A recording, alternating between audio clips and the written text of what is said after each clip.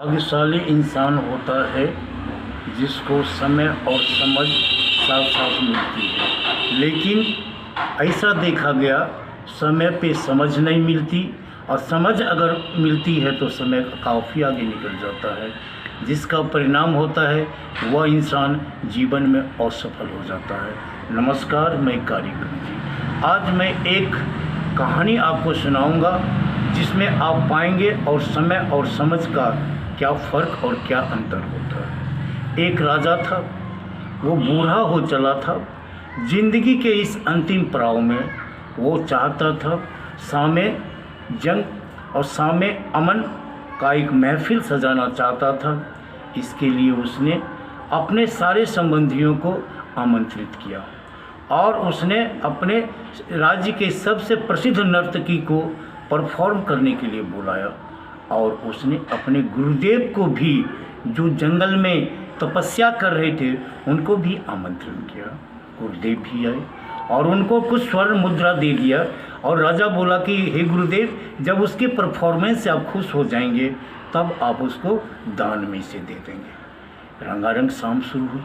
उस महफिल में राजा का बेटी, राजा का बेटा और संबंधी और राजा खुद उसमें बैठा हुआ था। वो सामे रंगीन महफिल आगे बढ़ रही थी, खुशियों का समा बंधा हुआ था। जब वो संगीत अंतिम चरण में पहुंचा, उस नर्तकी का जो एक तवालची था वो नींद में आने लगा। उस नर्तकी को बहुत अफसोस होने लगा, कितना सुंदर ये परफॉर्मेंस हो रहा है और अंत में ये क्यों गड़बड़ कर रहा है, क्यों इस नींद को प्रश्रय दे रहा है। उस पर नर्तकी ने एक दोहा बोली। क्या वो दोहा बोली कि पल पल बहु बीती थोड़ी बची, पल पल बीती जाए, एक पल के कारण क्यों कलंक लग जाए।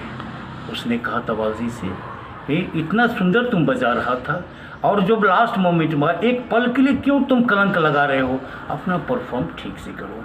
इस पर वो तवालची ने वो सुंदर परफॉर्मेंस देने लगा। लेकिन इस दोहा का मतलब उसमें बैठे हुए महानुभावों ने अपने अपने ढंग से लिया। उसमें जो गुरुदेव थे, उन्होंने अपना जो स्वर्ण मुद्रा जो दिया था उसने उसको दान दे दी। इसके बाद वो रानी की जो बेटी थी, राजा की बेटी, उसने अपना नौलखा हार दे दी उपहार में, और वो राजा का जो बेटा बैठा हुआ था उसने मुकुट समर्पित कर दिया। इस पर राजा बाप काफ़ी खफा हो गया। अरे वो नर्तकी क्या एक दोहा बोली, सबों ने अपना आप से इसको लुटा लिया, वो तो डकैत बन गया, सारी का सामान लूट रही है। प्लीज़ परफॉर्म को रोको, मैं इस चीज़ को बर्दाश्त नहीं करूँगा। मैं यहाँ खुशी मनाने के लिए आया था, ये नर्तकी तो मुझे लूटने लगी। इस पर गुरुदेव ने कहा, राजा शांत। इसने जो कविता बोली उसका हर एक इंसान ने अपने अपने ढंग से लिया। बहु बीती थोड़ी बची, पल पल बीती जाए, एक पलक के कारण क्यों कलंक लग जाए। और ये मैंने इसको अपने ढंग से लिया है। ये मुझसे सबसे बड़ी गलती हुई, उसने मेरी आंखें खोल दी। मैंने जीवन भर ईश्वर की आराधना करी, आज ये महफिल में मुझे बैठा दिया। मैं क्यों अपने जीवन को कलंक लगा रहा था। मुझे समझ आ गया कि मुझे यहाँ नहीं आना चाहिए था, और इसी कारण मैं उसे स्वर्ण मुद्रा दी। इस पर उसकी बेटी बोली, हाँ पिताजी, मैं भी बहुत इसी बात से सहमत हूँ। मेरी उम्र हो गई, मेरा एक प्रेमी था जिससे मैंने कई बार अपने उससे कहा शादी करने के लिए, आपने उस पर नहीं दिया। आज रात मैं उसके साथ भागने वाली थी, लेकिन उस नर्तकी का दोहा ने मुझे आँखें खोल दी। बहु बीती थोड़ी बची, पल पल बीती जाए, एक कारण क्यों कलंक लग जाए।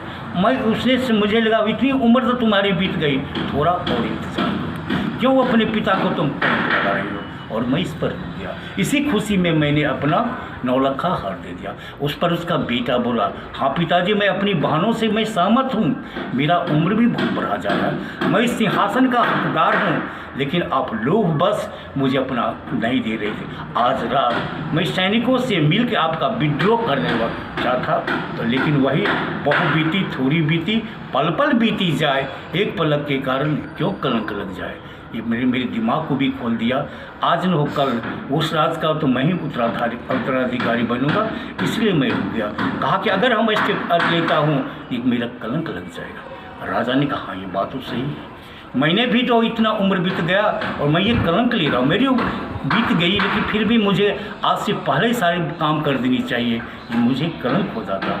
आज के बाद उसने अपनी बेटी को अपने प्रेमी के साथ शादी कर दिया, अपने बेटे को राज सिंहासन दे दिया और खुद जंगल जाके है ना संन्यास ग्रहण किया।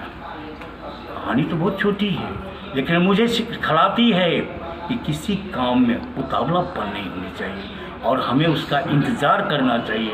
अगर नहीं इंतज़ार करेंगे तो पल पल बहुत बीती थोड़ी बीते पल पल बीती जाए और एक गलती जो हम करेंगे हमारे जीवन में कलंक लग जाएगा। इसलिए धैर्य एक बहुत बड़ा चीज़ है और समय का हर इंसान को इंतज़ार करना चाहिए। उतावलेपन एक बर्बादी का कारण